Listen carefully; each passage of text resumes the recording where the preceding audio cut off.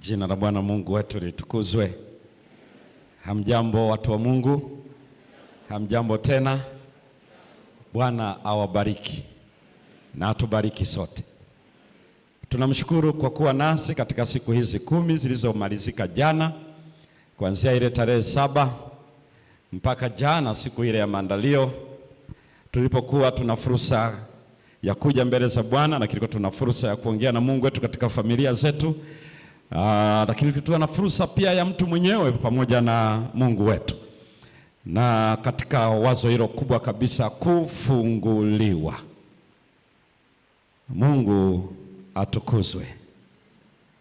Miongoni mwa tulioabudu pamoja nao hapa ni mtumishi katika ofisi za Union, katika idara ya fedha, katika kitengo cha ukaguzi. Naye ni Madam Gara. Yuko pamoja nasi, nimemwona. Naomba tu samani kuomba tu uje hapa utusalimie tu, maana najua ndio alikuwa mwazini wetu wa fidi hii, na kwa awamu hii ameitwa kule Union katika kuhakikisha mali ya Bwana imetenda ilivyokusudiwa. Ngoja tusalimie tu dakika moja hapa, halafu ndipo tuendelee.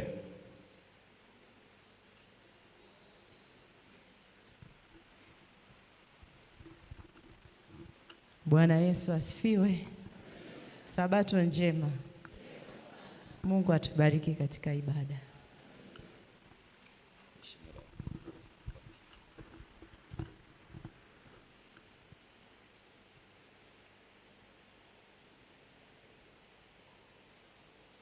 Kufunguliwa ni neno kubwa tuliokuwa nalo katika siku 10 za sala katika kanisa la Waadventista wa Sabato ulimwenguni kote.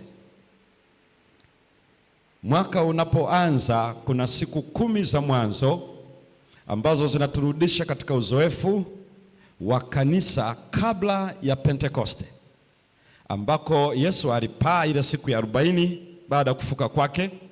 Halafu siku ile ya 10 Roho Mtakatifu akaja. Kwa hiyo tuna fursa ya kupitia ule uzoefu wa siku 10 ambao Yesu aliwaambia, ngojeni mjini, mvikwe kwanza uwezo utokao juu. Halafu mtakuwa mashahidi wangu kuanzia Yerusalemu, katika Uyahudi, Samaria na mwisho wa nchi. Kwa hiyo tulikuwa tunapita hapo katika msitizo wa mambo makubwa mawili. La kwanza, Roho Mtakatifu ni hitaji letu kuliko chochote. Mimi na wewe tunahitaji Roho Mtakatifu, nafsi ya uungu ambaye tukimkosa tumekosa kila kitu. Tukiwa naye tuna kila kitu. Bila yeye hatuwezi kumjua Yesu ni nani, kafara yake msalabani haitaeleweka, wala hatutapata tabia yake. Hatutaitwa watoto wa Mungu. Maana ndivyo Biblia inavyosema, walio na roho wa Mungu hao ndio watoto wake. Na Yesu alieleza huyo atanena yangu, huyo atawadhihirishia yeye ni nani, atanitukuza mimi. Ndivyo Yesu alivyoeleza. Bila yeye hatuwezi kumjua na hatuwezi kujua kafara yake, hatuwezi kufanana na Yesu kwa tabia, wala hatuwezi kuchukua utume ambao alisema, ninawatuma kwa ajili ya ulimwengu mzima mpaka mwisho wa nchi, wafahamu kwa maana jinsi hii Mungu aliupenda ulimwengu. Bila yeye hakuna chochote. Kwa hivyo kufunguliwa, tuliona hilo neno ambalo limetafsiriwa kufungua kwa Kiswahili inaitwa unleashed. Unleashed maana yake ni kama vile mbwa amefungwa mnyororo ama kamba kwenye mti na hawezi kufanya jukumu lake mpaka afunguliwe. Kwa hivyo neno hili lilikuwa linamaanisha kuna kitu kimetufunga na ni Roho Mtakatifu pekee anaweza kutufungua. Moja, tufanane na yeye. Ndio maana tunaitwa tunda la Roho. Roho Mtakatifu anatupatia tunda, tabia, lakini pia anatoa karama za Roho kwa maana ya huduma. Kwa hiyo ni yeye Roho Mtakatifu. Somo hili halikuhusu kufunguliwa afya, halikuhusu kufunguliwa uchumi, halikuhusu kufunguliwa hiki na kile. ingawa ni vya muhimu, ila lilikuwa utendaji wa Roho Mtakatifu kuhusu kufanana na Yesu na kubeba utume aliotuachia. Na limekuwa ndani ya kitabu cha Matendo kinachounganisha kile Yesu alichotenda katika vitabu vya Injili na zile nyaraka za mitume. Ni Matendo ndio inaweka daraja ili tuweze kujua Korinto Injili ilifikaje mpaka usome Matendo. Wagalatia Injili iliwafikiaje mpaka uende Matendo. Waefeso, wa Filipi na hao wote mpaka usome Matendo, ili uone Calvary ilivyosambaa Asia ndogo ikaenda mpaka mji wa dunia wakati ule, mji wa Rumi, na ikatawanyika ulimwengu mzima mpaka imefika Kizota, hapa ulipo na mimi nilipo. Hiyo yote ni utendaji wa Roho Mtakatifu ambaye Biblia inatudhihirishia yeye alivyo muhimu sana kwangu na kwako. Mchana huu wa leo, kwa sababu mfululizo wa masomo haya yaliishia jana, ambako iliishia ile sura ya 4, moyoni Bwana akaelekeza kuingia sura ya 5, na nikagundua kwa nini msukumo ulielekea sana kwenye sura ya 5. Nilipoisoma usiku na nikagundua kweli ni muhimu kabisa mimi na wewe kuweza kuifahamu, angalau ndani ya siku hizi ambazo tumekuwa pamoja. Lakini ukipata nafasi unaweza ukaendelea mpaka ile sura ya mwisho ya kitabu cha Matendo, ambayo ni matendo ya Roho Mtakatifu kupitia mitume wake, na inatupatia picha, taswira pana ya utume na tabia ya kanisa. Somo letu mchana huu wa leo lina kichwa kinachosema Roho Mtakatifu, alafu kuna koloni, nukta 2. Roho Mtakatifu koloni, katika nguvu, neema na hofu. Roho Mtakatifu katika nguvu, neema na hofu. Tuombe tena. Mungu wetu, muda huu tena tunahitaji kukuona wewe, kukusikia ukinena nasi. Uisha mioyo yetu kwa uwezo wa Roho Mtakatifu, atujalie kuelewa na kutusaidia kuitikia sawa sawa na mapenzi yako, katika jina la Yesu Kristo, amina.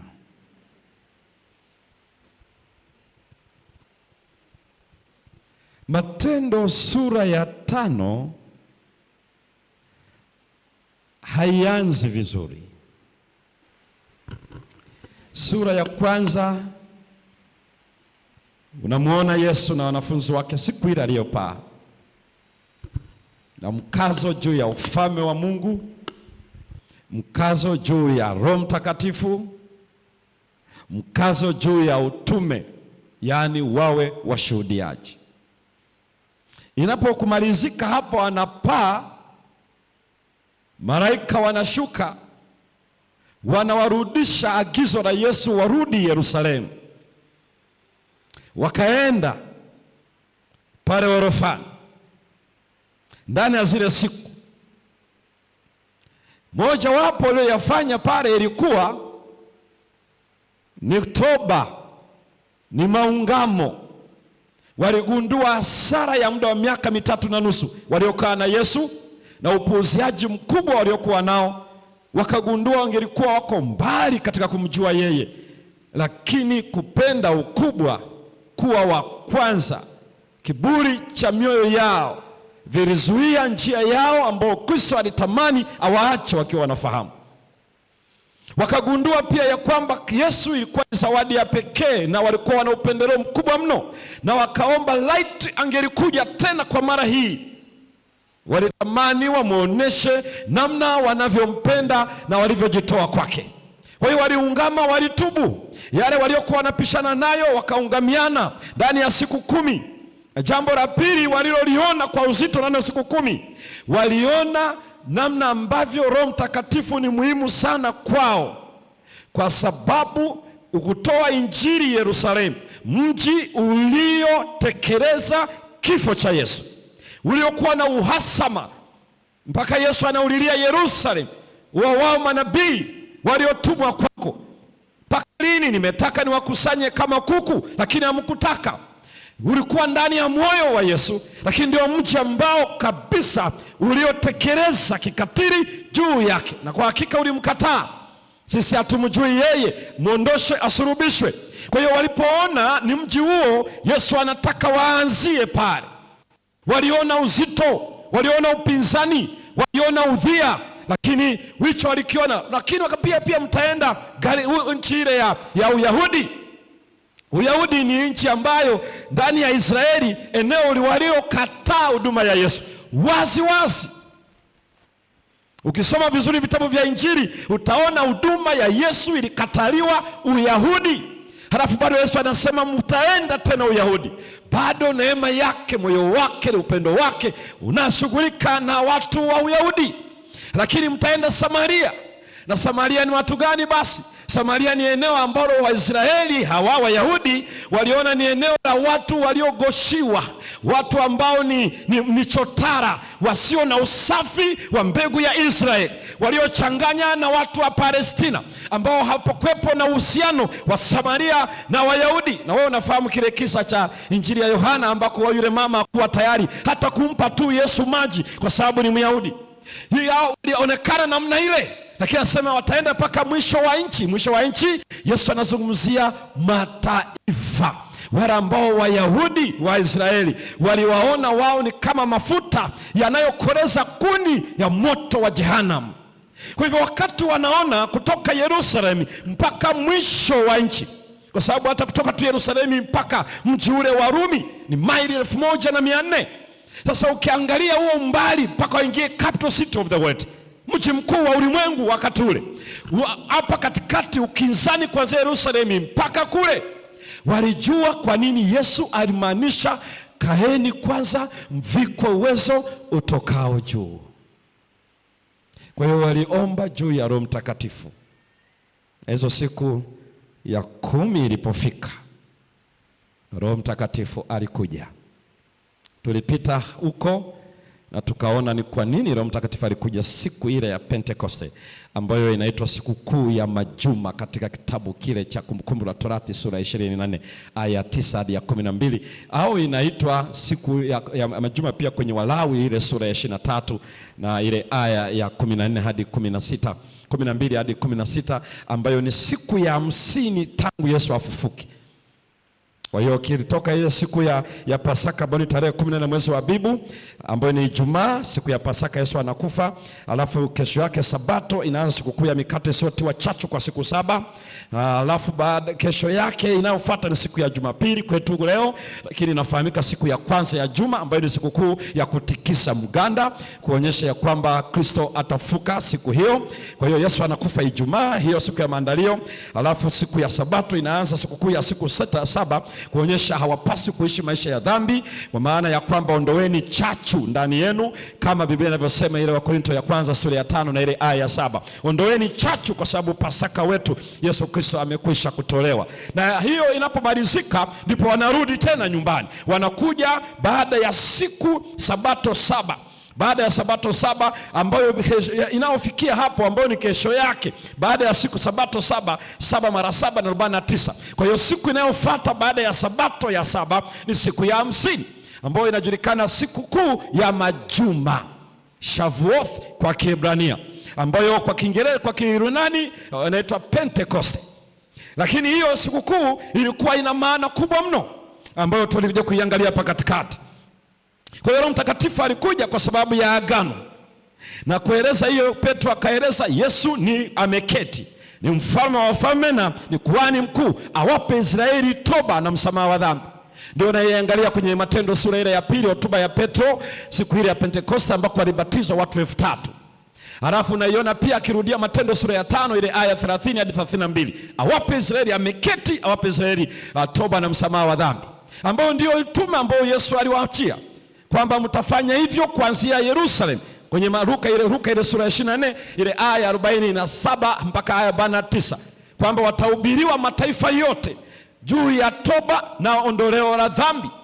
Na hiyo ndio hotuba ya Yesu mwenyewe maisha yake yote alipokuwa hapa duniani. Kwenye Mathayo ile sura ya 4 na ile aya ya 17, Yesu alipotoka tu nyikani siku 40 alipojaribiwa, alipoanza kuhutubia, tubuni kwa maana ufalme wa Mungu umekaribia. Lakini sio hotuba ya Yesu peke yake, ndio hotuba ya Yohana Mbatizaji aliyetangulia katika utume huu kabla ya Yesu. Na hiyo naipata rekodi kwenye Mathayo sura ile ya 3 na ile aya ya 2. Yeye naye alihubiri, tubuni kwa maana ufalme wa Mungu umekaribia. Kwa hiyo hotuba na utume waliopewa ni toba, na toba ndio inawaingiza waingie ndani ya ufalme. Na Yesu amefufuka, anarejea, anasema wahubirini watu toba na ondoleo la dhambi. Ile neno ondoleo la dhambi ni afeimi ndio ambayo inatafsiriwa kumsamaha ama ondoa dhambi, neno hilo hilo. Kwa hiyo waliposema siku ile tutendeje mitume, kati Petro anahutubia Matendo ile sura ya 2 aya 37 hadi 39, Petro hakuwa na jibu tofauti. Jibu lilikuwa ni hili tu, tubuni mkabatizwe nanyi mtaondolewa dhambi, halafu mtapokea kipawa cha Roho Mtakatifu. Watu 3000 walibatizwa. Hiyo ni aya ya 41 Matendo sura ya 2. Kwa hivyo hii ndio ujumbe ulikuwa umepewa. Kwa hiyo ikiwa watahubiri Yerusalemu, tubuni. Watahubiri Wayahudi, tubuni.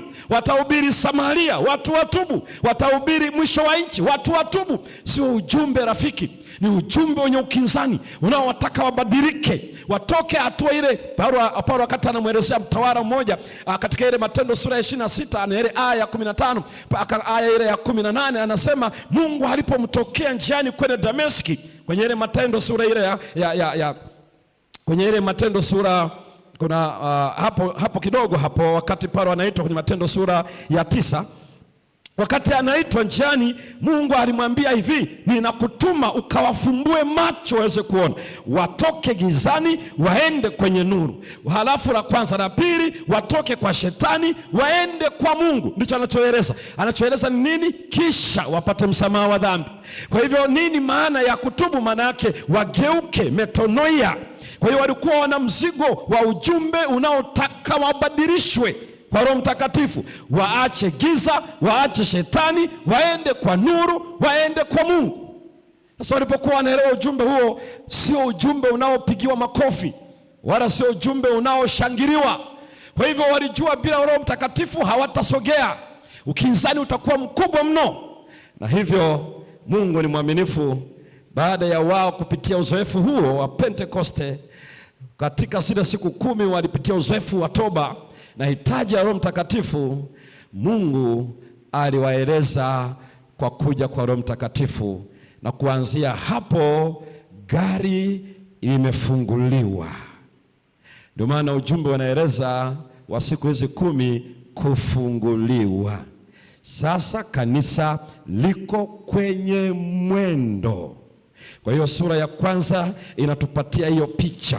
Sura ya pili, Pentekoste inaingia kati na tayari gari inawashwa, tairi zinaanza, mwendo unaanza sasa.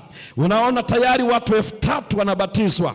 Aya ile 47 Biblia inasema Mungu alikuwa analizidisha kanisa kila siku kwa watu walioamini. Maana yake kila siku ubatizo ulikuwa unafanyika kwa watu wanaoamini. Sura ya 3, Petro na Yohana kwenye hekalu, kwenye ibada, ambako ndipo wanakutana pale ambapo kwa mara ya kwanza Yesu anafanya muujiza wa kumrudishia uwezo wa kutembea yule kiwete aliyekuwa anaomba sadaka katika mlango wa uzuri. Hiyo ni sura ya 3.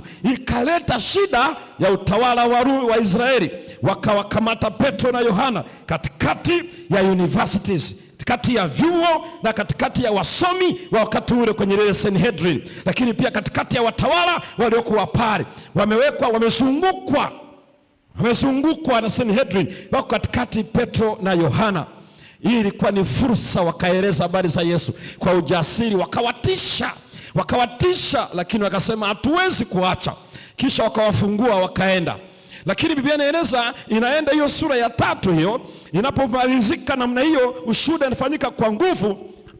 Sura ya 4 wanakuja kushikwa. Na unajua Biblia, Mungu anavyoandaa watu wake kukabili mbele yao, anawapeleka hatua hadi hatua. Mwanzoni walishikwa tu, wakatishiwa na viongozi wa mahakama na viongozi wa kisiasa, lakini pia na wasomi wa dunia. Kitu ambacho kinashangaza ni hivi, hawakujua Roho Mtakatifu yuko ndani ya Petro na Yohana. Hoja zao zilipanguliwa mpaka wakasema, hebu ondokeni kwanza, mwekeni hapo nje tujadili tena sisi wenyewe kwanza. Na utendaji wa Roho Mtakatifu ni ajabu sana. Lakini walikuja tena kushikwa. Hapa ni wanafunzi wote mitume, ambako walipigwa kabisa. Lakini cha ajabu pia Biblia inaeleza mitume walifurahi kwamba angalau wanaweza kushare mijaredi aliyoipata Yesu. Yaani huwa nikisoma hapa nasema walifurahi kwamba at least nikifikaga hapo nakumbuka mjomba zangu wawili ambao walikuwa wanapigana kila wakitoka. Lazima wakapigane kijiji kingine. Wakirudi hawajapata watu wa kupigana nao. Wanasema haiwezekani. Hatuwezi jua haliwezi kuzama hivi hivi. Sasa wanafanyaje? Wanatuangana wao. Wanazichapa, halafu ndipo wanasema sawa, angalau siku bangi jamani. Hiyo nayo ni aina nyingine ya bangi. Wameshalala usingizi wa mauti. Kuna vituko duniani hapa. Sasa hawa wanasema angalau na sisi tumepitia hiki ambacho Yesu amepitia. Sura ya 5, maana sura ya 4 inamalizika ikitueleza lile kanisa lilivyokuwa na ukarimu wa pekee, kiasi kwamba walihakikisha hakuna mhitaji ndani ya kanisa. Kama kuna mhitaji yeyote, watu waliokuwa na extra plots, walikuwa na viwanja zaidi, waliokuwa na nyumba zaidi, waliviuza wakaleta mikononi mwa mitume, halafu uongozi ukawapatia sasa na mahitaji yao. Kanisa lile lilikuwa linachukia, linapiga vita umaskini, lakini wakati huo linawezesha waumini ili asiwepo anayehitaji chochote, na vitu vyote ilikuwa ni shirika, koinonia. Yaani wanaeleza hapa ya kwamba koinonia maana yake nilivyo navyo ni vyetu wote. Ukiwa mhitaji nitashiriki na wewe.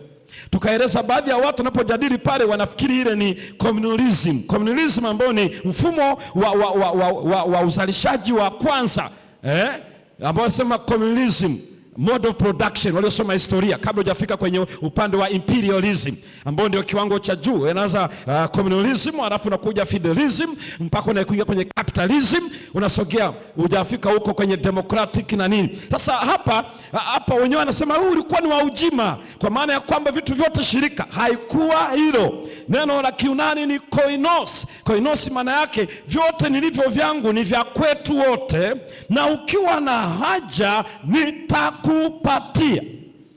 Ujima unasema hivi, ulivyo navyo ni vyangu, nikitaka ninachukua. Tofauti kabisa. Kuna sehemu kama inaanza vizuri lakini tofauti. Kwa hiyo walikuwa ni koinonia. Koinonia maana yake yule aliye na vingi, ilipotokea hitaji kwake huyo alichukua hatua. Na tukaona waliwezesha, sio kusaidia. Kuwezesha ni maana yake unamwezesha aweze kujitegemea, ili asikutegemee mimi na wewe, ila ajitegemee yeye. Na tuliangalia kwenye ile Matendo sura ya 3 waliokuepo. Sasa hiki kinachozungumzwa hapa ndicho kinafanya ile sura ya 4 inamalizia na jina la mtu mmoja muhimu sana, anaitwa Yusufu Barnabas. Huyu alikuwa ni Mlawi wa Kipro, anaitwa mtu wa faraja. Sina muda wa kueleza namna ambavyo huyu mtu alikuwa wa pekee. kwa sababu ni huyu ambaye ndiye aliyetafsiri Paulo ameongoka kwa mitume wakati kanisa lina shida na yeye. Ndiye aliyekuwa pamoja na yeye, ndiye aliyeonekana kwa kanisa. Roho Mtakatifu akasema ili Paulo aweze kusogea aende na Barnaba. Ni hawa ambao pia Paulo na Barnaba walitumwa wakiwa na majibu ya kikao cha GC cha wakati ule katika ile Matendo sura ya 15 kupeleka habari njema kwa watu wa mataifa kwamba namna gani watu wanaokolewa. Ni huyu anayeitwa, ni huyu ambaye aliyeonekana kutembea na Sila wakati Sila aliwakimbia katika safari ya missionari ya kwanza. Paulo akasema hapana, huyu ndiye aliyebaki naye, anaitwa mwana wa faraja. Huyu ni the son of comforter. Huyu hapa Barnabas, na huyu ndiye ambaye ndiye baadaye unaona alichotumiwa na Bwana. Yani anatajwa kanisa lilikuwa na watu wenye kipato cha juu kama Barnabas, lakini pia kama Anania na Safira na wengine. Kwa hiyo Luka anaandika, anamalizia ile sura ya 4, unamwona huyu Barnaba anatoa sehemu ya mali zake kwa ajili ya wale walio na uhitaji ndani ya kanisa. Na tuliona mambo haya ya kwamba watu walio na roho wa Bwana wanajua ni koinonia. Kanisa linatoa tu hitaji, linahitaji sementi mifuko 10, linahitaji nondo, linahitaji hiki. Kanisa linaeleza tu ya kwamba tuna wahitaji ndani ya kanisa 5, na hao mmoja wanahitaji fedha kiasi hiki kwa ajili ya matibabu, huyu anahitaji kwa ajili ya godoro, huyu anahitaji kwa ajili ya hiki. Kuna mmoja ambaye anahitaji kuwezeshwa aweze kufanya biashara yake, aweze kufanya kilimo. Sio kwamba wanatajwa, uongozi unaeleza, Biblia inaeleza sio kwamba uongozi wakafate wewe, ila ni wao walioleta. Ukiona uongozi unakufata kwa ajili ya kazi ya Bwana, ujue umekuwa mlemavu. Ngoja nirudie.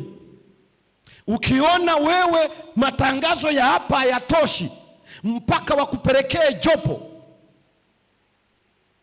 wakunawisha mikono, wakupulizie perfume,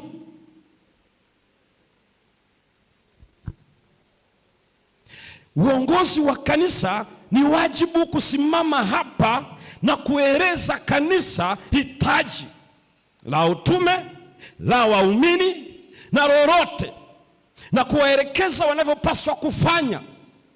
Halafu sisi waumini tunatekeleza na tunaleta wenyewe. Waliokasirika siamini kama wako hapa, ila ndio neno la nani? Wanaolipokea tunyoshe mikono.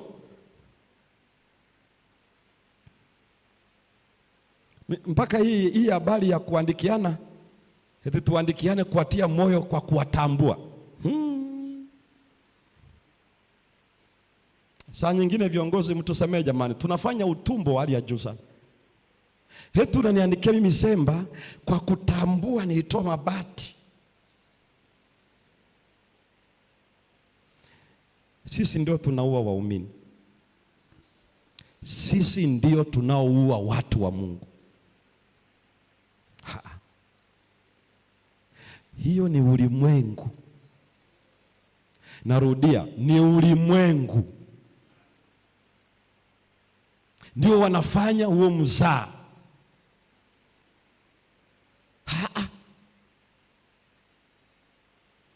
Roho Mtakatifu anapokuwa juu ya kanisa, juu ya waumini, hawawezi. Wao wanasubiriwa tu hicho siku ile watakapovishwa taji ya ushindi. Yesu alieleza kwenye ile Luka, mtakapotenda yale mlioagizwa, semeni sisi ni watumwa tusio na faida, tumetenda tu tulichopaswa kutenda. Ukiona uongozi wanakuambia wewe ni wa muhimu mno, ulifanya hivi, bila wewe singekuwa hivi, msaidia ajue hivi, wewe ni mtumwa usio na faida, hauhitaji pongezi, ila ulipaswa utende hicho, maana mbingu zilikutaka utende. Jina la Bwana litukuzwe. Ndio maana mimi sitaki. Mimi ukija na kueleza pole, umekosea njia. Uongozi wa kanisa sio wafanyakazi wa TRA.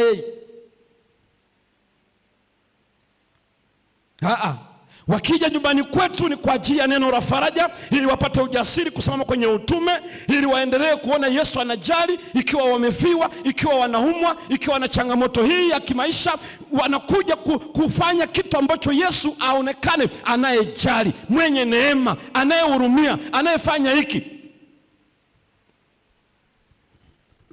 Mwenye sikio asikie. Kwa hiyo anapomalizia yule Yusufu, ndipo sura ya 5. Niliwaambia siku ile ya kwamba wakati huu wanaandika hii Koine Greek, kwa sababu Koine Greek ile karne ya 4 kurudi baada ya Yesu na kabla ya Yesu, hiyo miaka yote lugha ilikuwa ni ya Kiyunani inaitwa Koine Greek. Baada ya miaka hiyo ikaja inaitwa Classical Greek, ambayo ni kuanzia karne ya 5 na kuendelea. Hii wanaozungumza sasa hivi wa lugha Giriki inaitwa Modern Greek. Ni lugha ya Kigiriki ya kisasa.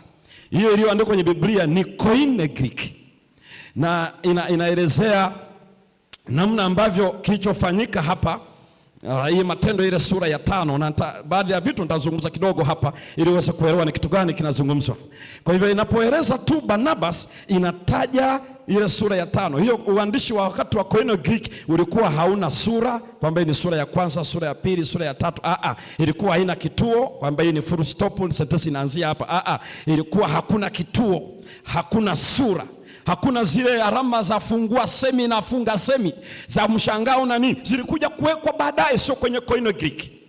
Na ndivyo ilivyo hata kitabu cha lugha ya Hebrania ya zamani, ilikuwa haina hizo tena. Ile sasa ndio kabisa haina hata zile wanaitwa irabu a e i o u, ilikuwa ni consonant tu, ba che da de, hizo zenyewe. Kwa hiyo unasoma Kiebrania unaitamka, lakini hakuna ile herufi inayokusaidia kujua inatamkwaje. Walikuja kuweka wasomi wa Kiebrania wakaweka hizo irabu, lakini ilikuwa ni consonant type. Na pia hakuna kituo, hakuna kitu chochote, hakuna mtenganisho sura hii na sura hii. Sasa sisi kwa sababu walikuja baadaye wakasoma mtiririko, wakaona mantiki iko hivi na muktadha huko hapa, kwa hiyo wanafunga hii ni sura ya 4, halafu anakuja sura ya 5. Kwa sababu inasema lakini, ndio naona inaanza vile. Kwa hiyo akasema hii ianzie sura ya 5. Lakini maana yake ni kwamba mwandishi Luka wakati ule hakuna sura mgawanyo wake. Ni sentence tu inaenda tu inaunganisha tu. Usiseme walielewaje basi. Akili ya wakati ule na aina hiyo ya uandishi walikuwa wanaelewa kama ambavyo sasa hivi unaelewa kwa punctuation za wakati huu. Sasa Biblia inaeleza maneno haya. Sisi kama mchungaji una microphone hapa, naomba ufungue Matendo sura ile ya 5. Usome aya ya kwanza mpaka aya ya 14. Isome tu hapa, alafu baadaye sasa nitakuwa ninaelezea tu. Nenda tu isome tu hiyo aya, kwa sababu somo letu liko hapo. Neno la Mungu linasema, ndio, lakini mtu mmoja jina lake Anania, ndio, pamoja na Safira mkewe, aliuza mali. Sawa. Akazuia kwa siri sehemu ya thamani yake. Mkewe akijua haya, akaleta fungu moja akaliweka miguuni pa mitume. Petro akasema, Anania, kwa nini shetani amekujaza moyo wako kumwambia uongo Roho Mtakatifu na kuzuia kwa siri sehemu ya thamani ya kiwanja? Kilipokuwa kwako hakikuwa mali yako? Ndio. Na kilipokuwa kimekwisha kuuzwa thamani yake haikuwa katika uwezo wako? Ndio. Ilikuwaje hata ukaweka neno hili moyoni mwako? Hukumwambia uongo mwanadamu, bali Mungu. Anania aliposikia maneno haya akaanguka, akafa. Hofu nyingi ikawapata watu wote walioyasikia haya. Vijana wakaondoka, wakamtia katika sanda, kaweka kwenye sanda, wakamchukua nje, wakamzika. Makaburi yalikuwa tu jirani tu hapo. Hata muda wa saa 3 baadaye mkewe akaingia. Saa 3 baadaye mke wake akaja, naye hana habari ya hayo yaliyotokea. Hajajua mume wake tayari yuko kaburini. Petro akamjibu, Niambie mama, mlikiuza kiwanja kwa thamani hiyo? Hiyo aliyoleta mume wako masaa 3 yaliyopita ndio iliyouzwa? Akasemaje Safira? Ndio, kwa thamani hiyo. Ndio hivyo. Petro akamwambia, imekuwaje hata mkapatana kumjaribu Roho wa Bwana? Yaani mmepatana kumjaribu Roho wa Bwana? angalia, miguu yao waliomzika mumeo ipo mlangoni, wanakuja sasa hivi, nao watakuchukua nje wewe nawe. Mara akaanguka miguuni pake akafa, akadondoka akafa. Wale vijana wakaingia wakamkuta amekufa. Wakamchukua nje wakamzika pamoja na mumewe. Hofu nyingi ikawapata kanisa lote na watu wote waliosikia haya. Watu wote waliosikia hayo, hofu ikawapata. Aya ya 14, ruka hiyo zingine hapo. Aya ya 14, walioamini wakazidi kuongezeka kwa Bwana. Wakazidi kuongezeka kwa Bwana. Wengi wanaume na wanawake. Aya ya 4. Komea hapo. Hiki kisa ukikisoma kwa mara ya kwanza ama mara ya pili ama namna yoyote ile, unabaki unajiuliza, mbona kama hapa Mungu alifanya ukali sana? Jamani, huyu ni Mungu mwenye rehema. Mbona kama hukumu yake hapa ni kali mno, inatisha? Subiri kidogo. Kabla hujafikia hapo, jiulize, dhambi ya Anania na Safira ni ipi? Ukishajua tu ni ipi, ndipo utaelewa kwa nini ile hukumu.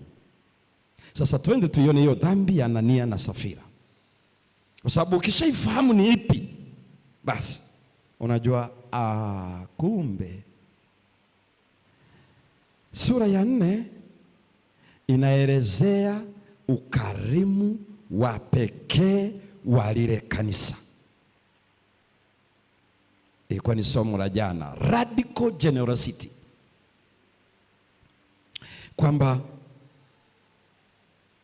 unaweza kuwa tayari kuuza baadhi ya vitu ulivyo navyo kwa ajili ya waumini.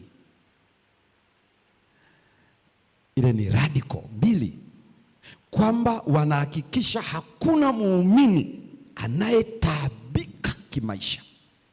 Radical generosity. Na walifanya hivyo kwa sababu ya Roho Mtakatifu. Kwa sababu aya 32 Matendo 4 inasema mitume walihubiri kwa nguvu nyingi. Dunamis mega. Dunamis power, great power. Halafu pia nasema neema nyingi ilikuwa juu ya waumini. Charis mega. Ile neema ilikuwa juu yao nyingi. Ambacho kinawafanya waishi hivyo ni Roho Mtakatifu. Kwa sababu Roho Mtakatifu anatajwa ndiye kwao wanaweza kuhubiri. Mtapokea nguvu akisha kuja juu yenu Roho Mtakatifu. Matendo 1 aya 8. Lakini inaeleza pia Yesu hivyo hivyo kwenye ile Luka 4 aya 14, Yesu alipokuja kutoka nyikani akiwa ana nguvu za Roho Mtakatifu. Kwa hiyo anahubiri kwa sababu ya the power of the Holy Spirit. Halafu pia inakuja na kueleza sio hivyo tu, nguvu za Roho Mtakatifu, bado inamtaja Roho Mtakatifu ni wa neema. Sio tu anatoa nguvu, anatoa grace, charis. Kwenye Waebrania ile sura ya 10 na aya 29, Roho wa neema. Sio tu Roho mwenye nguvu, ila ni Roho pia wa neema. Kwa hiyo unaposoma hii Matendo 4 aya 32, chini ya nguvu nyingi, chini ya neema nyingi, unazungumzia uwepo wa Roho Mtakatifu. Sasa hicho kinachofanyika kile. Sasa walifanya dhambi gani hawa? Wakati Roho Mtakatifu ni mwenye nguvu na ni mwenye neema. Kwa nini hawa hawakupata neema? Biblia inasema hivi, Anania na Safira. Inaanza kabisa lakini. Maana amekuelezea watu wenye uwezo ndani ya ile kanisa, miongoni mwao ni wakina Barnaba. Akimaliza huyu alivyofanya, inakueleza lakini anakutajia familia nyingine, Anania na Safira. Hii ni golden couple. Hii ni familia, ni ndoa ya dhahabu. Inakuwaje inakufa wakati huu? Kuna ushahidi mkubwa wa kusimua. Roho Mtakatifu, nyumba inatikiswa, panatikiswa. Moto, fire of the Holy Ghost. Halafu wanaona kinachofanyika. Ilikuwaje Anania na Safira? Naomba usikize vizuri. Shetani is very cynical. Ibilisi ni wa ajabu sana. Akishindwa kutupiga, anajiunga nasi. Umesikia nilichokieleza hapa? Akishindwa kutuzuia kwa kutuchapa, ana join. Na kama kuna hatari sana kwa kanisa, huwa sio pale tunaposhughulikiwa kwa sababu ya imani, ila ni pale ibilisi anapojiunga nasi. Sikiliza vizuri, hii ilikuwa ni hatari hujawahi ona. Aliwapiga mitume, anawashughulikia kanisa, lakini akagundua hawezi kuzuia wasiendelee kuhubiri Yesu aliyekufa akafuka na ajaye upesi. Akagundua ikiwa hivi haiwezekani, akajaribu gia nyingine, akajoini. Na alijoini, unaiona anavyojoini kwa Anania na Safira. Lakini kama amejoini, sangepewa nafasi ya pili. Alifanya nini ile? Hicho alichokifanya ndio Biblia inatumia lugha 4. Moja ndio hiyo Matendo 5:4. Imekuwaje shetani amekujaza mpaka ukamnenea uongo Roho Mtakatifu? Yaani kabisa kabisa ukaamua kumnenea uongo Roho Mtakatifu. Imekuwaje Hanania? Imekuwaje mpaka unamnenea uongo Roho Mtakatifu? Hiyo lugha unaweza usielewe ni nini. Ndio ile lugha Yesu aliyosema kwenye Mathayo 12:31, mtu yeyote akimkufuru mwana aweza kusamehewa, lakini akimkufuru Roho Mtakatifu hatasamehewa sasa hapa na wala juu mbinguni. Blaspheming the Holy Spirit, kumkufuru Roho Mtakatifu, lugha aliyotamka Yesu. Petro anatumia lugha nyingine, speaking lie to the Holy Spirit, kujaribu kumnenea. Maana kumnenea Roho Mtakatifu inamaanisha nini? Subiri tu kidogo. Lakini ndio hiyo lugha inayoandikwa na Paulo kwa Waefeso 4:30, anasema hivi, msimhuzunishe Roho Mtakatifu, grieve not the Holy Spirit. Kwa sababu kwenye Agano la Kale anasema wana wa Israeli ile miaka 40 walipomhuzunisha Roho Mtakatifu alibadilika, akawapigana nao na walifia jangwani. Lugha inayotamka Paulo kwenye hiyo Waefeso sura 4:30, usimhuzunishe Roho Mtakatifu. Lakini wakati anawaandikia Wathesalonike ya kwanza sura ile ya 5 na ile aya ya 19 alitumia neno jingine tofauti, msizimishe roho, quench not the Holy Spirit. Hizi ni lugha 4 za aina moja. Ndio maana ukishafika hapo unajua Anania alikanyaga waya ya moto namna hiyo. Asema kivipi? Nilipofika hapo usiku wa leo nimetetemeka.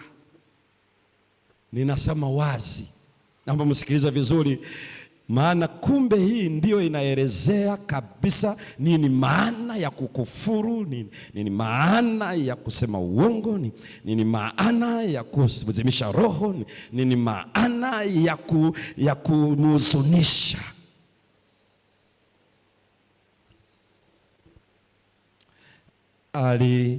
Alitaja kwa uongozi wa kanisa kwa sababu la hitaji la waumini,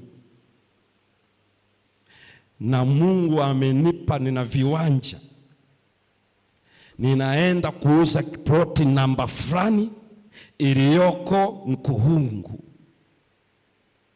nitaileta kwa mitume. Dhambi ya Anania na Safira sio maamuzi walioyafanya ya kwenda kuuza, sio ile ya kufanya maamuzi ya kwamba sasa tunapeleka ngapi. Sikiliza vizuri, ila Petro anasema ni ya kusema uongo, sio kwa mweyote yule, kwa Roho Mtakatifu. Na ili ujue ni nini maana yake, alipokuja Safira akamwambia, imekuwaje mama mpaka mmepatana kumjaribu Roho Mtakatifu? You agreed, yani mkakubaliana kabisa wewe na Mr. wako, twende tujaribu Roho Mtakatifu. Ile neno linaitwa peirazo la Kiyunani. Peirazo ukiangalia kwa Kiingereza ina maneno mazito 4. To test, ndio unaangalia test, maana yake kupima, pima uone. Nasema kama unasikia tujipime nguvu. Nasema yani Anania na Safira walikuwa wanataka wapambanishe kifua na Roho Mtakatifu. Sikiliza vizuri hapa, testing the Holy Spirit. Lakini la pili inamaanisha pale kumchunguza Roho Mtakatifu, examining the Holy Spirit. Examine ni unasikia kwa mfano mtu akiwa darasani ni msimamizi wa mtihani anasema ni examiner huyo anapita ingawa anatumia neno invigilator, lakini examining ni kuchunguza, yani umeweka kama ni microscope umeweka pale umekodoa unaangalia specimen hii, unaangalia hii uliochukua mkojo hii, unaangalia kama ni hakuna humu wadudu una examine. Yani Anania na Safira waliamua kumleta Roho Mtakatifu maabara, halafu wanamexamine. Lazima walipukiwe. La tatu ambalo linaelezea pale, ambalo linazungumzia juu ya pirazo, scrutinizing. Scrutiny ambayo ni ukaguzi, yani kama umevaa unavuliwa vua hii kabisa mpaka nguo zote na viatu vua, unaweka pale, alafu bado kuna kamera, sio tu inaangalia nje, inaangalia mpaka ndani ya mwili, una scrutinize kila kitu. Yani Anania na Safira sio tu wanamchunguza, lakini kwa kweli jamani, yani wanataka wamfanyie operation. Kama angelikuwa naye ni nafsi yenye mwili, basi wapitishe mkasi waone huku nyuma ya ngozi kuna nini na huku moyo umekaaje. Kwa hiyo Anania na Safira walikuwa wanataka kupenetrate waingie pale, na Biblia iko pirazo inaeleza umekuwaje umepatana kufanya hivyo. Kwa nini unataka umtest the Holy Spirit? Maana yake ni nini? Munaingia kwenye, yani maana ya nne ni kwamba muna mchallenge. Hicho yote kikifanya maana yake tunataka tumchallenge Roho Mtakatifu. And guess what? Walikuwa wanataka wa challenge nini? The omniscience of the Holy Spirit and understanding of the Holy Spirit. Kwa hiyo wao walikuwa wanataka kumchallenge Roho Mtakatifu, ana ufahamu kiasi gani, anajua kiasi gani. The omniscience of the Holy Spirit.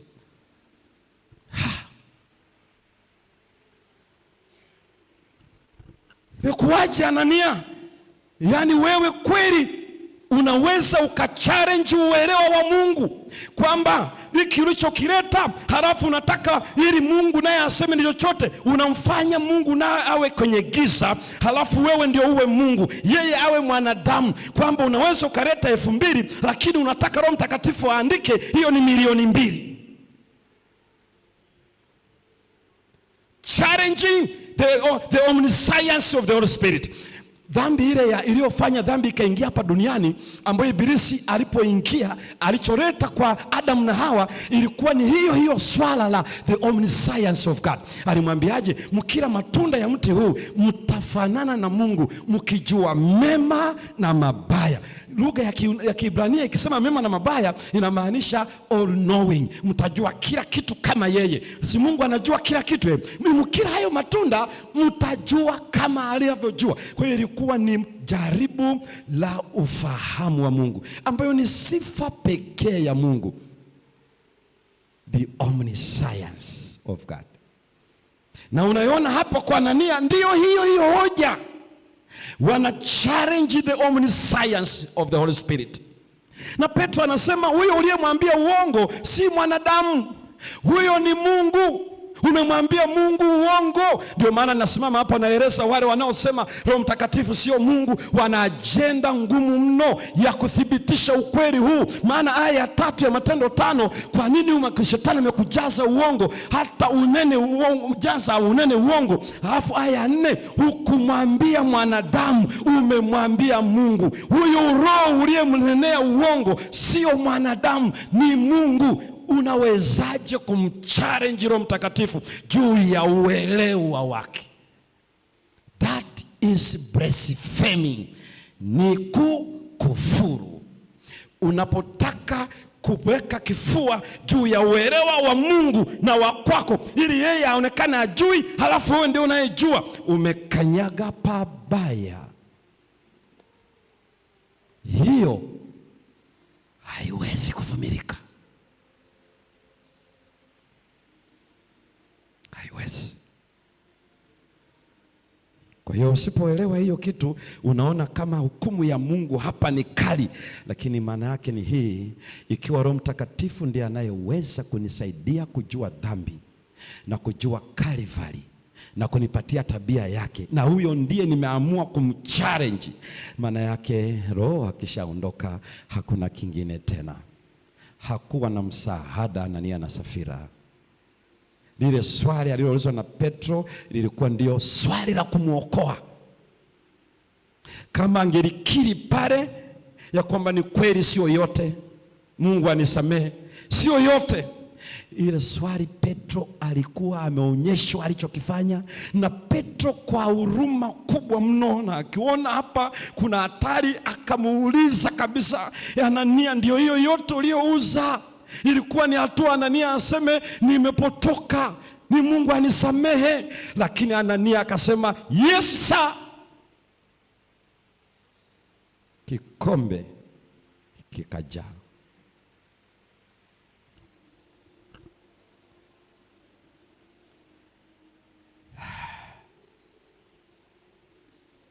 Kanisa lilikuwa ndio limeanza mwendo. Ili ujue kwa nini hiyo ni dhambi gani? Ile dhambi inaitwa unafiki. Sikiliza kidogo. Hypocrisy. Kwa nini ni unafiki?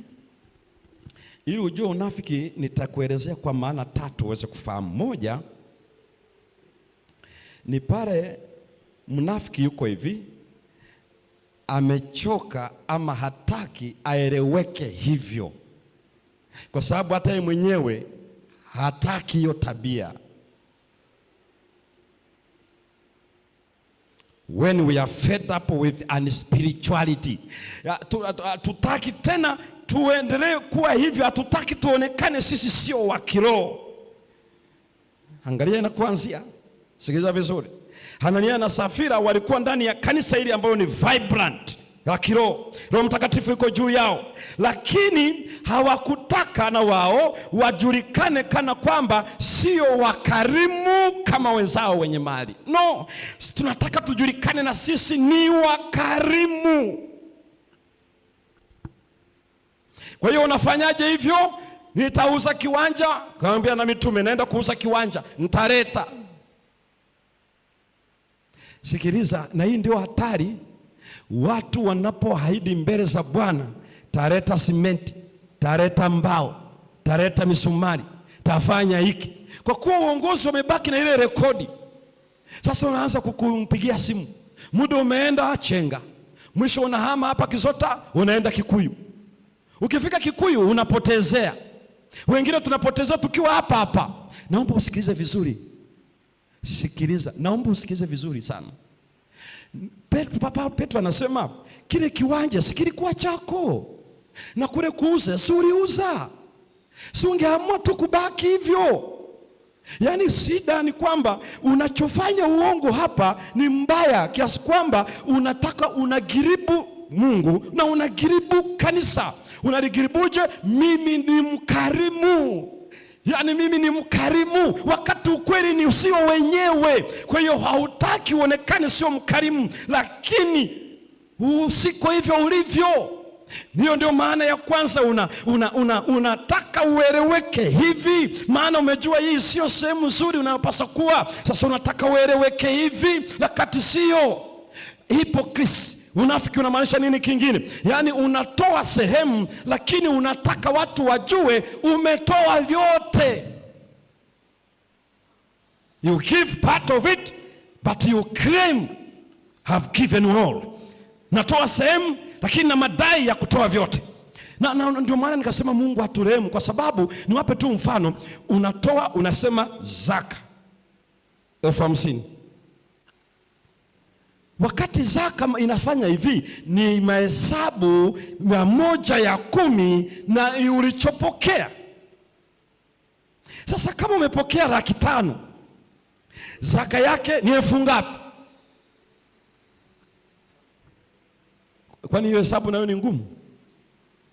Kama ni 500,000, zaka ni elfu ngapi? 50,000. Sasa napokea 5,000, halafu ninaandika zaka 45,000, 40,000, 30,000. Mwanzini hawezi jua, maana hajui mshahara wako. Lakini kwa nini umeandika zaka? Umeandika zaka, maana yake zaka huwa ni 1/10 ya pato. Kwa hiyo unataka waumini wajue unatoa kwa ukamilifu, lakini wakati huo unajua sio. Hipokrisi ni mbaya. Ndio maana Mungu asipotusaidia hali yetu ni mbaya. Ndio maana ukiita miito kwa ajili ya kujitoa, kutoa nguvu, kutoa utaalamu, kutoa mali, watu wa Mungu wanajiandikisha. Kwa nini? Anasema ulikuwa na uwezo wa kutofanya hivyo, lakini kuja kwa uongozi na kusema hivyo, maana yake una roho ya udanganyifu. Ninataka waumini wajue wewe umejitoa, unaikarimu kazi ya Bwana. When we fail, tunapoanguka, tunaacha image ya kukiribu upande wa Bwana na kanisa. Ni jambo mbaya mno, baya mno. Kwa hivyo ndicho anasema kitendo hicho ni kibaya mno, ni kibaya mno. Akafikia ile hatua ya 3 ambayo huenda wengine hatujaifikia, pengine ndio maana tunafanya huo mzaa, lakini tukiendelea nao utatufikisha pale. Hipokrisi inasemaje? Yaani ninachokifanya hiki mbingu hazitaelewa, wazee hawatajua, hiki huyu hataelewa. Maana yake unataka ufiche uongozi, hawatajua.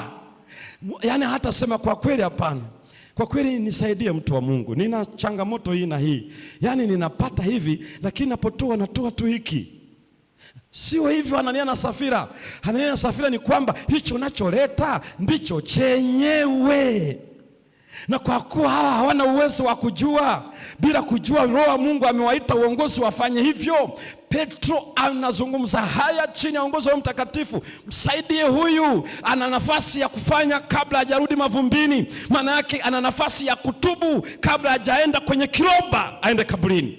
Ina maana wakati huo Mtakatifu akiwa kazini, yeyote, na anasikiliza vizuri hapa, kuna aya 2 zimerudia mara 2 hapa. Ya kwanza, alipokufa Anania, hofu ikawashika watu wote. Naweza ile aya 6. Alipokufa Safira, Biblia inaeleza pia ile aya kwamba hofu ikawashika wote ndani ya kanisa. Na ile hofu inaitwa foibe, ambayo ndio ama utafsiri hofu ama utafsiri kumcha, reverence, kicho, heshima, moyo wa kumcha Bwana. Yaani Mungu alipo strike, alipopiga, hiyo anapozungumza ni nini maana yake? Alipodhihirisha his holiness, Mungu alipo demonstrate, alipoonyesha alivyo mtakatifu, Anania kaburini, Safira kaburini. Why? Kwa nini? Kwa sababu injili inaenda kwa mambo 3 muhimu sana: the power of the Holy Spirit, nguvu ya Roho Mtakatifu; the grace of the Holy Spirit, inayotusaidia kuungama na kutubu, inayotusaidia kujua Mungu ana haja na wanadamu wenzetu na kuwajali walivyo. 3, wanapotuchafua, Mungu anaruhusu his holiness, utakatifu wake. Na ndicho Roho Mtakatifu alichofunua siku ile. Anania akadondoka na Safira akadondoka. Kwa nini? Sikiliza, kuna mambo makubwa mawili wakati kanisa liko kwenye mwendo. Kuna Matendo imetamka mambo makubwa mawili, lilikabiliana na changamoto ndani ya kanisa, halafu na zile zinazotoka nje ya kanisa. Kutoka nje ya kanisa ni ile kamata, piga, tesa, hiyo ni from outside. Lakini za ndani ilikuwa ni pasua kichwa za aina kubwa 3. Pasua kichwa namba 1 ni hiyo unayoiona hapa, hii ambayo ni hypocrisy, unafiki, ambayo unatokea kwa waumini. Pasua kichwa ya kwanza. Pasua kichwa ya pili ni hiyo Matendo sura ya 6, ambayo ni pasua kichwa ya uongozi, leadership headaches. Yaani hapo wameweka viongozi, sijui ni mashemasi, sijui ni nani, halafu hawatoi, wanaanza kupendelea. hawa wanawapa hivi, hawa wana partialities in the church, wanatoa huduma kwa upendeleo. Hii ni pasua kichwa ya uongozi. Nisikize vizuri, ndio maana haya yameandikwa ya kusaidie ndani ya uongozi wa kanisa, katika kanisa hili la Kizota, katika feed ya hapa, katika union ya kusini mwa Tanzania, katika division, katika GC. Partialities, pasua kichwa ya leadership. Na Mungu anaporuhusu yaandikwe, anataka tuelewe, na yanafanyika hayo wakati kanisa lina roho nani. Wengine wakishaona pasua kichwa ya kwenye uongozi, wasema kanisa limeuzwa, kanisa limeachwa, limebinaifishwa. Tuliza mpira. Roho Mtakatifu yuko inifuru. Roho anapokuwa amejaa ndani ya mioyo ya watu, haimaanishi hapata kuwa na changamoto ya uongozi. Ni wewe tu unayejiarishia. Ndio maana hivi vitu ndio mtu anafika mahali anasema ili kanisa la Kizota, anahamia Dodoma Kati. Dodoma Kati huko ndio unaishi na malaika peke yako. Uongozi jamani, uongozi. Uongozi. Hiyo ni pasua kichwa namba 2. Pasua kichwa namba 3 ni ile Matendo sura ya 15 ambayo ni pasua kichwa ya mafundisho, ambayo ilibidi kikao kikae mitume na wazee, watu wanaokolewaje wakafungua Biblia ambayo ni Agano la Kale, wanaangalia ahadi ya tohara aliyopewa wa Ibrahimu, akaangalia habari ya utoaji wa kafara zilizoenda Yesu Kristo. Wakati watu wanasema no, ubatizo hautoshi mpaka watairiwe agano la Mungu kwa Ibrahimu, waingie kwenye agano. Hiyo haitoshi, watunze sikukuu zile ambazo zilifikia mwisho Kalvari. Walipokaa ikabidi waandike. Mwenyekiti wa baraza alikuwa ni Yakobo, yule mtoto wa Yusufu. Halafu unamwona Petro alitoa speech, Yakobo alitoa speech pale na wengine. Mwisho akaona ni kweli wafundishwe mambo makubwa 3, wasiwekee watu kongwa, na barua ikaandikwa na Paulo na Barnaba wakatumwa kwa ajili ya mataifa waeleze maamuzi ya kanisa. Maana yake ukikwepo na changamoto ya mafundisho, sio wewe kukimbia kanisa la Kizota. Mafundisho yanazungumzika katika neno la nani? Neno la Bwana. Hafu mtu anasema hawana roho wa Mungu. Ni wewe ndio unaye peke yako? Hakuna. Ndio maana kuna wengine tunao ambao kila sala lazima wapige magoti, ambao wanaamini kabisa ya kwamba Yesu anakuja mwaka 27, ingawa Biblia inaeleza tofauti. Tunao ambao wanaamini hiki na kile. Wakizungumza tokeni mjini, wao masikio yanakuwa kama ya swara. Lakini wapo mpaka wameenda maili, wanasema hivi limekuwa hivi, uongozi kanisa hivi na vile, mafundisho. Niliwaambia siku zote ya kwamba hili kanisa sio Babeli wala sio Laodikia, kwa sababu Babeli inazungumzia mafundisho, kikombe cha ghadhabu ya mvinyo ya uasherati, ni doctrines. Angalia imani za msingi 28, uone katika zile imani yale mafundisho kama kuna chochote ni kinyume cha Biblia. Kuna watu hapo, wengine wanaishi hivi, wengine wanavaa hivi, wengine wanasuka, wengine wanapiga wanja, wengine wanafanya hivi. Hiyo sio doctrine, hiyo ni maisha ya mtu mmoja ndani ya kanisa. Haijawahi kuwa hiyo. Hii inaitwa the remnant church, kanisa lililosalia la unabii wa Biblia, kama inavyosema Ufunuo sura 12 aya 17. Shetani ni waajabu. Kwa hiyo unaona walivyotanzua pasua kichwa ya mafundisho. Walikaa wakaisikiliza Biblia, wakatoa elekeo kile Yesu aliwafunulia. Ina maana hata Roho Mtakatifu akiwepo, mgogoro katika upande wa kuelewa neno la Bwana sio kwamba hawezi kutokea kwa watu. Siku zote Ibilisi yuko kazini kuinfiltrate, ili ikiwezekana inject kitu fulani. Ndio kazi ya shetani anayofanya. Lakini pia mgogoro wa kiuongozi, hata kama Roho Mtakatifu yupo, haimaanishi kwamba tuko salama. Bado Ibilisi yuko kazini aweze kufanya. Hiyo inafanyika namna ile. Lakini inapokuja swala unafiki, hiyo uongozi hauwezi kufanya. Hiyo inafanywa na Mungu mwenyewe. Ndio hatari yake inavyofanana. Naomba usikize vizuri, kwa sababu wewe na mimi huwezi jua. Utajua hapo ni Roho Mtakatifu ambaye ni omniscience pekee ya Mungu ndio anayeweza. Na kwa nini alifanya vile? Kwa sababu hakuna kitu kinachoua ule mwendo wa utume kama unafiki. Naomba usikize vizuri ili ujue nini maana yake. Urudi kwenye ile Yoshua ambako Waisraeli walipoingia kutawala na kuchukua ile nchi ya ahadi.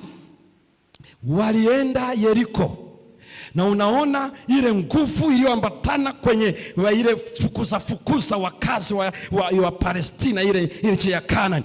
Unaiona Yeriko, miongoni mwa afande anaitwa Akani, akachukua vitu vilivyowekwa wakfu akavificha, na familia yake pia ilijua, kama ninavyosoma ile Matendo sura ile ya 5 aya ya 2, mkewe akijua, ndivyo inavyoeleza. Kwa hiyo akachukua akavificha. Halafu mashambulizi namba 2 ni mji wa Ai. Jamaa ameficha dhahabu na fedha na joo la Babeli. Kwa hiyo anaona hapa nafaidika kwa vitu ambavyo hakupaswa askari yoyote kuvichukua, ilikuwa ni kwa ajili ya Bwana mwenyewe. Wameenda vitani, wakauawa askari kama askari 24, wanakimbia wametawanyika, maiti ziko hapa, Yordani imefurika, hawawezi kurudi. Hii ni nchi ya ahadi, tunakufaje katika nchi hii? Bwana uko wapi? Kwa hiyo makuhani, wazee wa Israeli na Yoshua siku nzima wamezunguka sanduku la agano, wanamlilia Bwana. Mungu anasema, inuka Yoshua, kuna kitu kilichowekwa akifu. Israeli wameiba, Israeli wameficha. Tangazo lilitolewa, mwambie Israeli, kesi iko kwetu. Hakuna aliyejitokeza, hakuna aliyesema ni mimi, wote wakakaa kimya. Huyu anaitwa Akani, mke wake naye kimya, watoto wake kimya. Asubuhi msafara simamieni hapa, uzao wa Yuda, uzao wa Simeon, uzao wa Reuben, uzao wa Lawi, uzao mpaka wa Benjamini. Kura kuhani, njoo uliza Bwana Urimu na Thumimu. Yuda ikakamatwa, tupita kwa Yuda, njoo kwa familia, kwa ukoo na ukoo, mpaka kwa familia hii. Yoshua anasema, mwanangu, mpe Mungu utukufu, ukaeleze kilichotokea. Nini kimetokea kwako? Ni kweli mtumishi wako nilipoona hiki na kile. Yaani wakati anaeleza ni kwa vile mkono wa Mungu umemshika. Haikuwa toba, alikuwa amepoteza. Aliuawa na familia yake yote, kila kitu kikawa chungu. Anachotueleza ni nini? Unafiki ni mbaya.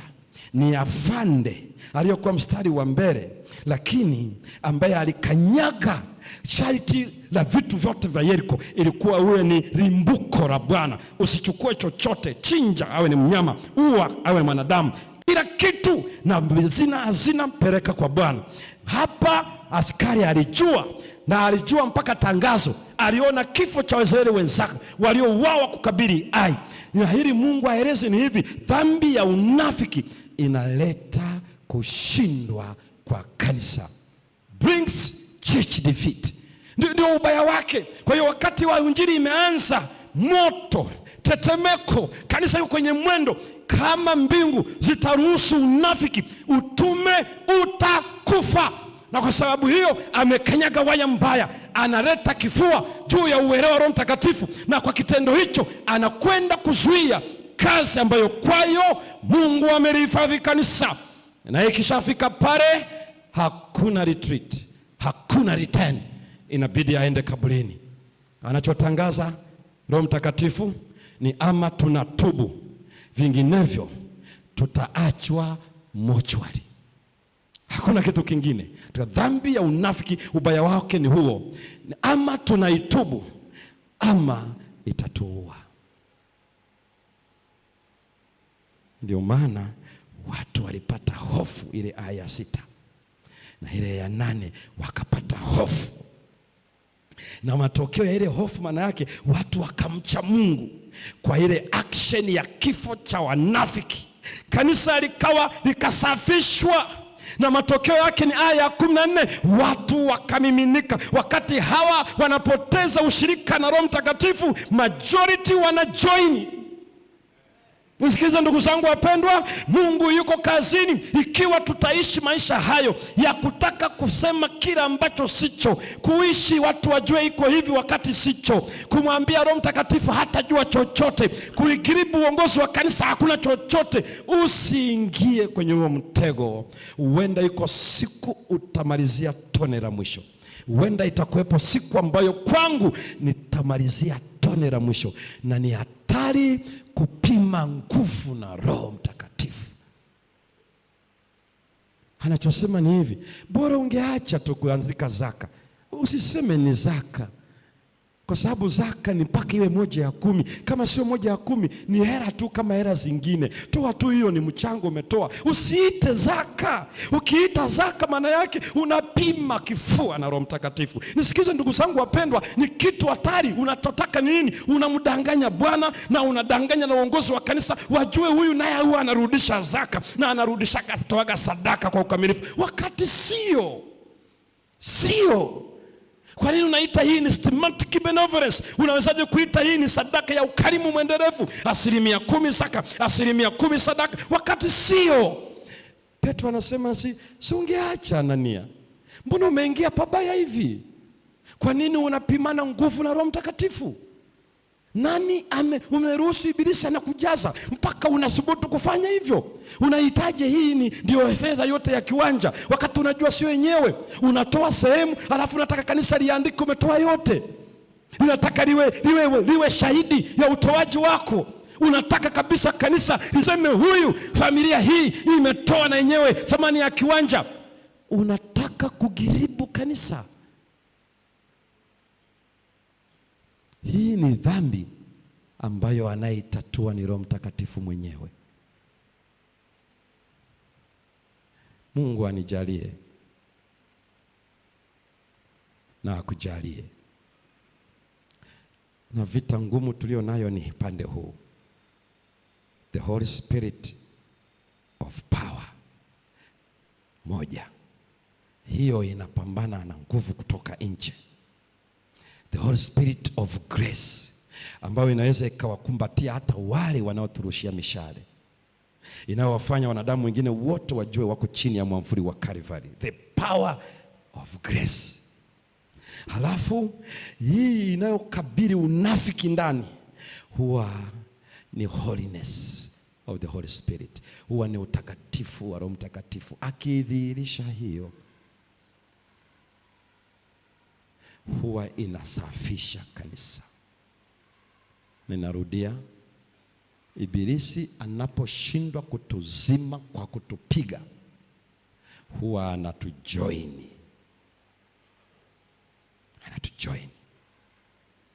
Ndivyo alivyofanya kwa mwanamke Hawa, akamuingiza kwenye ajenda kama vile anataka amjue Mungu zaidi kwa ajenda ya kiroho. Hati ndivyo Mungu alivyosema tusile matunda yote. Inakuwa ajenda ya kiroho ya kutaka kujua. Yaani ibilisi anakuja kama anayetaka kujua zaidi. Hivi Mungu alisemaje kweli? Na hiki ndicho kinachokuja hapa. Mbingu zinachosema ni hivi. Kinachofanya kanisa watu wajae sio programu nzuri, sio wanaohudumu vizuri. Ameeleza mambo matatu: nguvu ya Roho Mtakatifu, neema ya Roho Mtakatifu na hofu ya Roho Mtakatifu. Kanisa tukiwa na hofu juu ya Roho Mtakatifu, tukiwa na nguvu ya Roho Mtakatifu, tukiwa na neema ya Roho Mtakatifu, Bwana atalizidisha kanisa lake. Mchana huu wa leo, Roho Mtakatifu katika nguvu, neema na hofu. Atujalie tusiingie upande ule. Tusijaribu kuonyesha kile ambacho hatuna. Tusijaribu kudai kile ambacho sicho. Tusijaribu kumfanya Mungu hajui kinachoendelea. Ukifanya hivyo kwa kanisa, unafanya hivyo kwa Roho Mtakatifu. Ikiwa mchana huu wa leo una sababu ya msingi kama mimi, kwamba Mungu ni rehemu kwa ajili ya maisha ninayoishi, simama pale ulipo. Simama tu pale ulipo,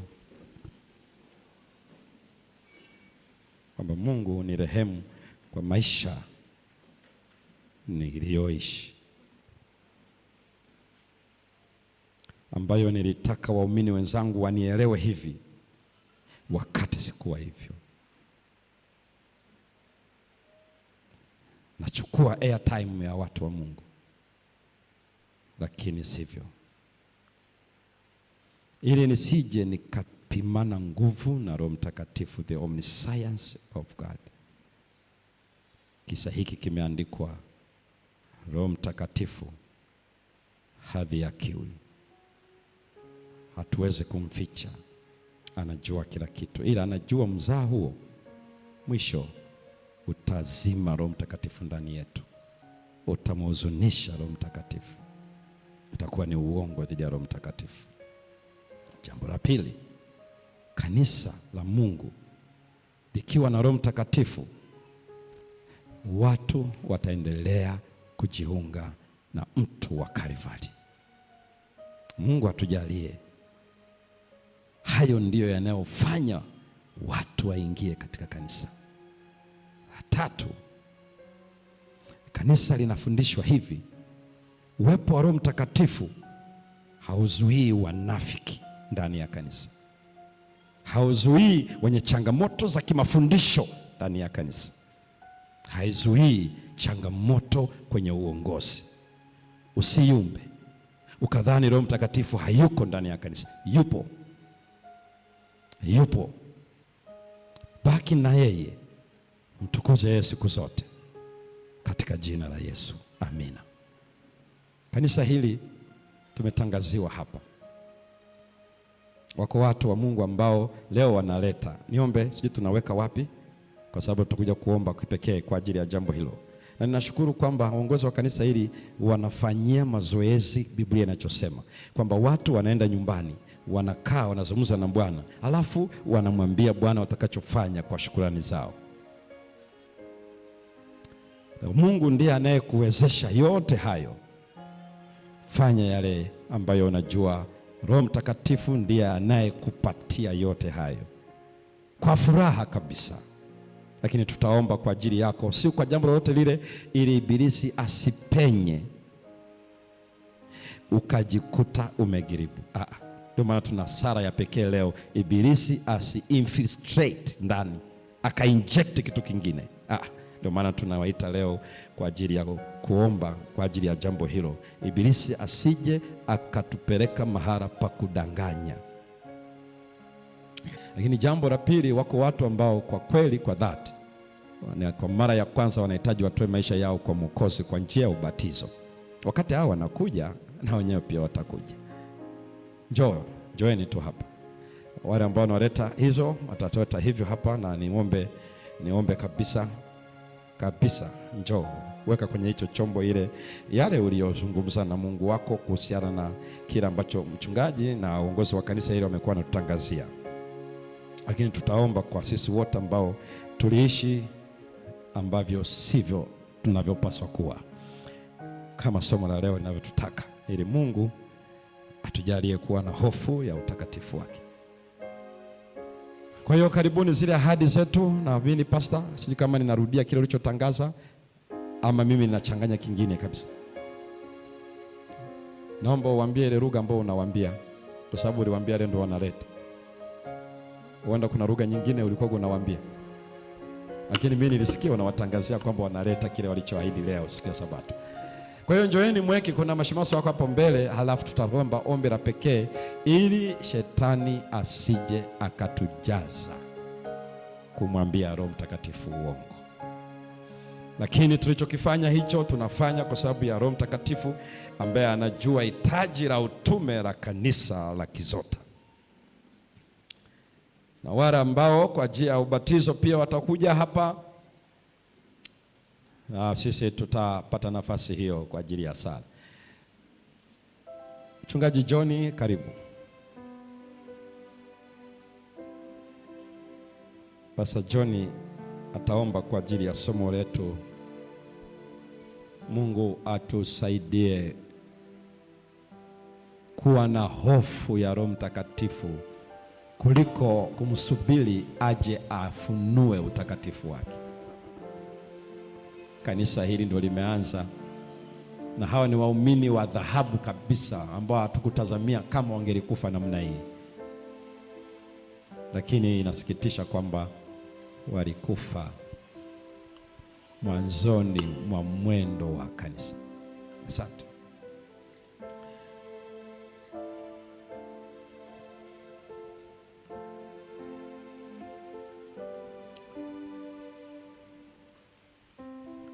Pastor John ataomba kwa ajili ya neno la Bwana, na mimi nitaomba kwa ajili ya kujitoa kwetu kwa utume Kizota Unaweza ukawa wakati uongozi wa kanisa wanawatangazia siku za nyuma hapo ukuwepo, lakini ni kwamba kuna huduma ya utume wa mikutano ya kanisa. Kwa hivyo naamini utafanya hivyo hivyo. Hiki unachokileta ndicho watakachorekodi na watakuwa wanakuombea, maana ni maamuzi ambayo kwa moyo wa ukarimu umefanya hivyo. Ombi la uongozi ni kwamba shetani asije akajaza udanganyifu ndani. Ni hilo tu kwa kanisa watakuwa wanaomba.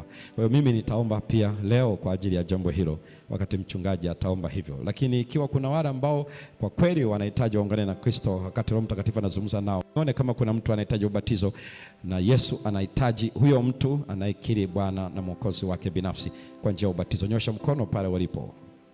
Nyosha tu pale ulipo, nyosha tu mkono.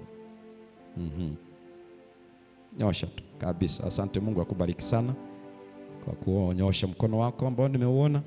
Kuna mwingine, nyosha tu, nyosha. Asante, nimeuona huo mkono. Mungu akubariki.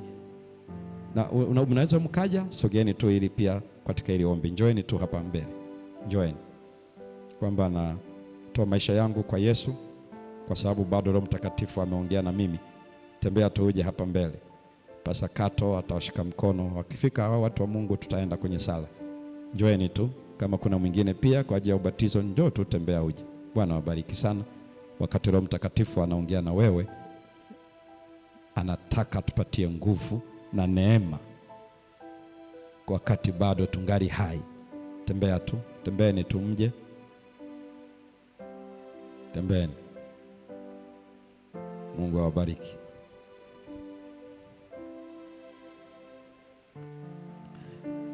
Mungu awabariki sana. Pastor John, utaombea pia wapendwa ambao wametoa maisha yao kwa Mwokozi wao, pamoja na neno hili ambalo tulisikia. Tutakuwa na maombi mafupi, alafu mimi nitaomba kwa ajili ya kujitoa kwetu kwa kumtumikia Mungu wetu na msamaha pale ambapo hatukuwa pengine tunafanya hivyo. Ukiweza kupiga magoti sawa, ukiweza kusimama sawa, kama iwezekani unaweza kukaa tu kwenye kiti chako ikiwa afya ya mwili wako haiwezi kukuruhusu. Tutatumia muda mfupi, kwa hivyo hatutakaa sana kwenye magoti. Asante. Basi tuombe. Baba yetu, tuna kila sababu ya kushukuru kwa ajili ya ujumbe ambao umekubali leo tuweze kuusikia. Watoto wako kutoka katika kila kona ya jimbo letu la CTF ambao wamekuja kwa ajili ya mashauriano idara ya vijana, lakini pia tumepata neema hii ya kusherehekea kuhitimishwa kwa siku 10 za maombi. Leo umemtumia mtumishi wako Pastor Semba, amekuja na ujumbe wa pekee ambao unatukumbusha juu ya utendaji kazi wa Roho Mtakatifu. Roho Mtakatifu aliye na nguvu, Roho Mtakatifu aliye na neema. Kama vile tulivyoona nguvu iliyotendeka kwa mitume, lakini pia tumeona na neema ambayo imetendeka kwa watoto wako. Na leo tumeangalia kitabu cha Matendo sura ya 5, familia ya Anania na Safira. Familia hiyo inawakilisha pia familia zetu leo, sisi ambao tumekuwa tukishangilia nguvu ya Roho Mtakatifu, lakini pia tumekuwa tukiona neema itendayo kazi na Roho Mtakatifu, lakini tumekuwa tukijisahau. Hebu Mungu wetu, kupitia ujumbe wa leo, kila mmoja anayeondoka hapa atambue ya kwamba ni kwa namna gani amefanya mzaha wakati nguvu ya Roho Mtakatifu ilipofanya kazi katika maisha yetu, lakini pia tulipokuwa tukishuhudia neema itendayo kazi inatokana na Roho Mtakatifu, tumekuwa tukijisahau. Wakati fulani tumeshindwa kufahamu uwezo huo, lakini pia tumekuwa tukitenda tofauti, na kusi Yesu neno hili likatubadilishe, ili kila aliyesikia ujumbe huu anapotoka hapa kurudi kule nyumbani, kurudi katika maeneo yake alikotoka, hebu ujumbe huu kaendelee kusikika kama mwangwi, kila mmoja akiguswa namna kazi, neema, uwezo wa Roho Mtakatifu unavyoweza kumbadilisha mtu, lakini pia Mungu, unapoendelea kumsubiri kila mmoja ambaye inabidi asikie sauti yako, unaponena na kila aliyekuwa katika eneo hili. Tubariki Mungu wetu, na ibada hii ikaweze kuwa na nguvu na uwezo.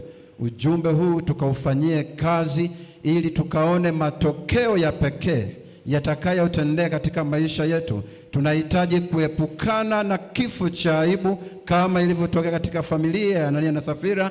Kila mmoja aweze kuyatoa maisha yake, kila mmoja aweze kupokea badiliko la pekee. Nguvu hiyo itende kazi, ili twende tukakutumikie kwa nguvu ya pekee katika makanisa yetu. Tunahitaji kuona matokeo, tunahitaji kuona maendeleo ya kazi yako, maana siku moja utakuja na utaweza kutoa zawadi kwa kila aliyesikia ujumbe huu na kila aliyepokea badiliko. Ninaamini utatenda hivyo. Endelea kutubariki Mungu wetu, na kwa namna pekee tunawaleta watoto wako hawa ambao wamesikia ujumbe huu na wito huu na wameyatoa maisha yao kwako. Wanahitaji kuzaliwa mara ya pili kwa njia ya ubatizo. Endelea kuandaa sasa mpaka hapo huduma itakapotendeka. Tumeomba haya tukishukuru kwa Yesu Kristo ambaye ni Bwana Mwokozi wetu. Amen. Amen. Mungu wetu, Roho Mtakatifu anatamani kutuacha tukiwa tumetubu. Utujalie Mungu wetu toba ya kweli, kwa sababu ikiwa haitatokea atatuacha tukiwa maiti.